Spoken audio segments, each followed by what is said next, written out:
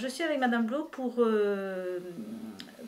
faire suite à une demande du médecin de prévention dans le cadre de l'arrivée et de l'accueil de Madame Blo au sein de la collectivité, donc une visite médicale d'embauche, on va dire, quelque part, qui a amené le médecin de prévention à préconiser une étude ergonomique et un aménagement du poste de travail pour répondre aux besoins de Madame Blo dans le cadre de son activité, de sa nouvelle activité. Identifier les besoins au regard des difficultés de santé, mais également d'interroger l'organisation du travail, les interactions qu'il peut y avoir aussi avec les autres collègues de travail, pour trouver le meilleur aménagement possible, qui soit matériel, mais également organisationnel potentiellement.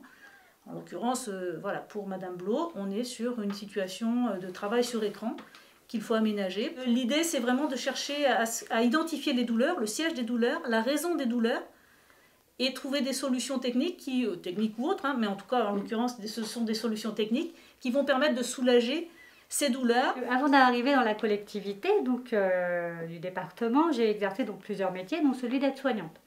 Et c'est justement en exerçant ce métier, il y a quelques années, que j'ai eu un accident. Et donc, suite à cet accident, je suis restée 3 ans en arrêt de travail.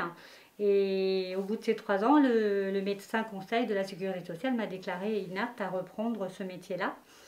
Donc, ça a été quand même une grosse claque pour moi.